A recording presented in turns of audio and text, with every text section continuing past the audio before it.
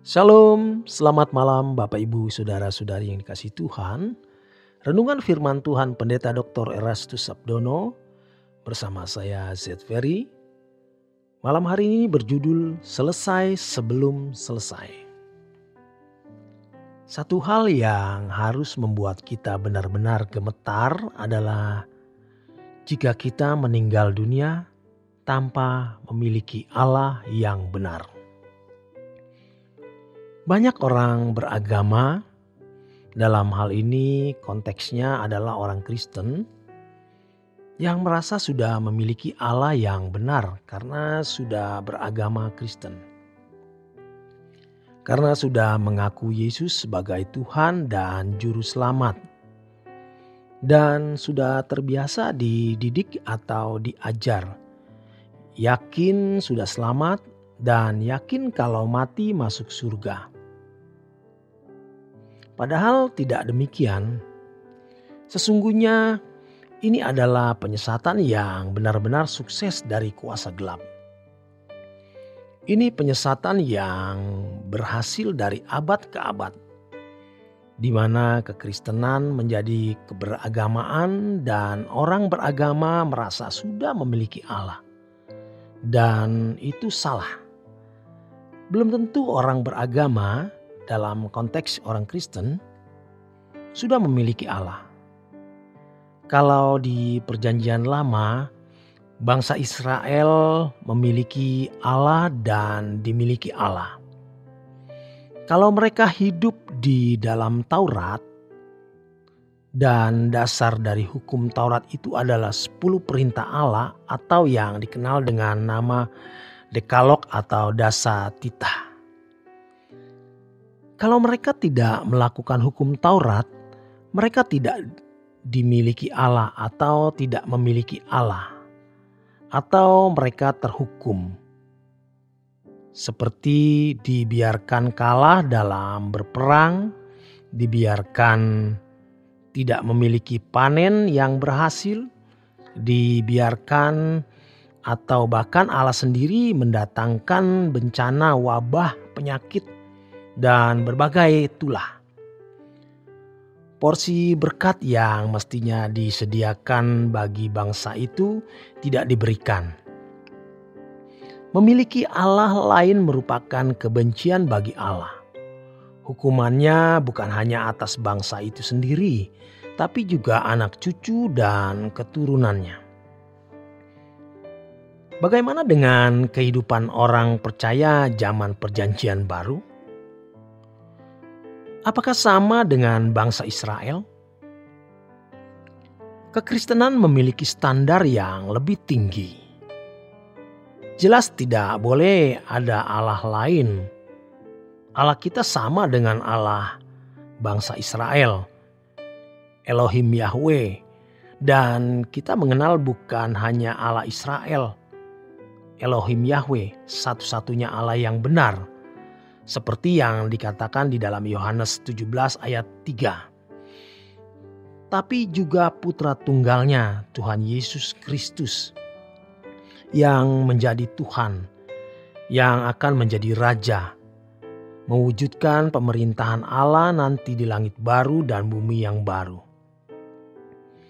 Apa standar orang percaya untuk memiliki Allah? Apakah cukup dengan berbuat baik, melakukan hukum seperti bangsa Israel? Tidak. Sebab bagian orang percaya adalah berkat kekal, bukan berkat jasmani.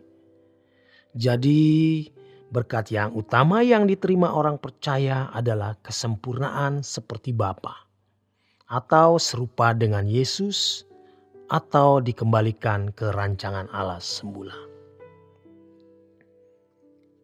Mungkin seseorang memang masih percaya Allah, memang masih beragama Kristen, memang masih ke gereja. Apakah itu cukup berarti orang tersebut tidak berselingkuh? Kalau hanya tidak ke dukun, kalau hanya tidak pindah agama, kalau hanya tidak menyembah Allah lain atau sinkritis, itu bukan berarti sudah punya Allah. Allah menghendaki setiap individu dimiliki Dia tanpa ikatan dengan siapapun dan apapun. Firman Tuhan mengatakan di dalam Matius 6 ayat 24, "Kamu tak dapat mengabdi kepada dua tuan." Bukan hanya menyembah Allah atau dewa lain, bukan hanya terlibat dalam perdukunan atau okultisme, tetapi ketika kita memiliki keterikatan dengan sesuatu atau seseorang yang melebihi keterikatan kita dengan Tuhan, kita berselingkuh. Itulah sebabnya orang percaya itu disebut sebagai mempelai. 2 Korintus 11 ayat 2 dan 3.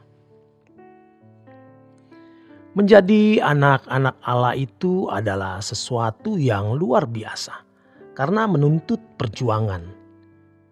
Ini pertaruhannya tinggi sekali. Itulah sebabnya di dalam 1 Petrus 1 ayat 17 firman Tuhan mengatakan, "Kalau kamu memanggil Allah sebagai Bapa, hendaklah kamu hidup dalam ketakutan selama menumpang di dunia." Ketakutan apa? Kegentaran akan keberadaan Allah yang maha hadir. Coba kita renungkan, Allah itu memenuhi jagat raya ini. Tidak ada satu bagian pun yang tidak dihadiri oleh Allah. Dan Allah itu berpribadi, artinya berperasaan dan berpikir. Dan Allah yang menjadikan kita anak-anaknya. Allah yang reaktif dan responsif.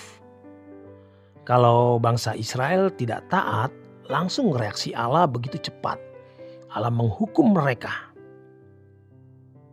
Bagaimana dengan kita? Ini bedanya.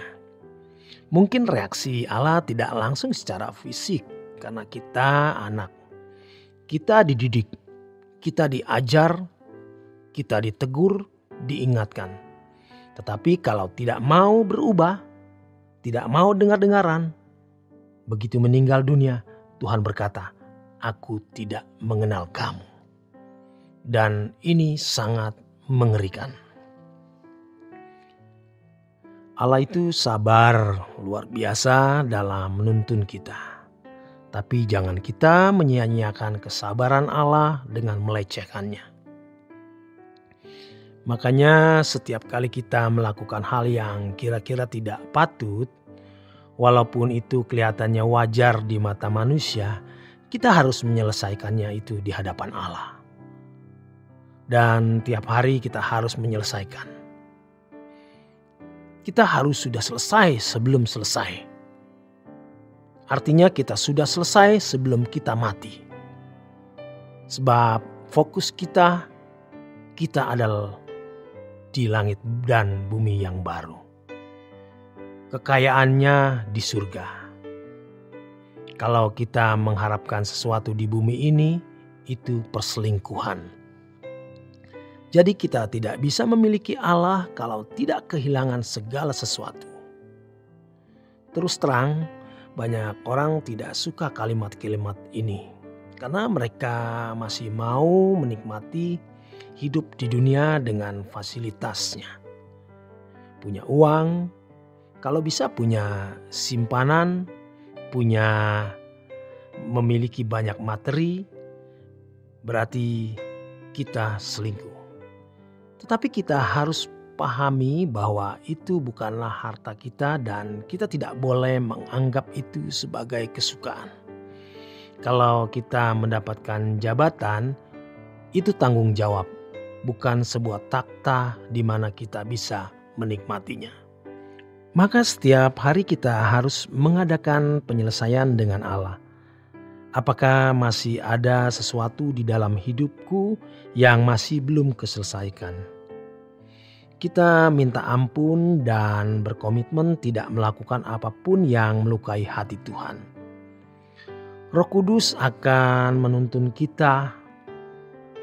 Kalau ada sesuatu yang membuat hati Tuhan tidak nyaman, kita akan tahu, kita akan sadar, makin hari kita akan memiliki kepekaan terhadap hal tersebut. Tuhan memiliki kita bukan hanya pada waktu kita berkata, "Tuhan, aku milik-Mu." Namun pada waktu kita menjalani hidup sehari-hari, yaitu bagaimana kita menghargai sesama, memanusiakan orang lain, bagaimana kita memecahkan roti, membagi milik kita untuk orang lain, mengorbankan hidup kita untuk pekerjaan Tuhan dengan tulus tanpa mencari pujian sanjungan. Atau pada waktu kita ditampar pipi kanan, kita beri pipi kiri.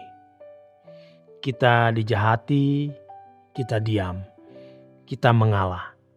Itulah yang merajut pujian penyembahan yang benar. Karena kita dimiliki Tuhan melalui proses tersebut. Kalau kita dijahati orang lalu kita marah, kita membalas kejahatan dengan kejahatan, berarti kita memiliki diri kita sendiri. Ini bukan sesuatu yang mudah karena semua hasrat dan nafsu itu sudah terekam di dalam daging kita dan menuntut untuk dipuaskan. Tetapi kalau kita mengasihi Tuhan, kita harus memilih untuk taat. Dan dengan cara itu kita memuliakan, kita menyembah Tuhan karena kita dimiliki Tuhan. Jadi dengan proses itu baru kita dimiliki Tuhan dan kita selesai sebelum selesai. Demikian kebenaran firman Tuhan. Selamat malam, selamat beristirahat. Tuhan memberkati.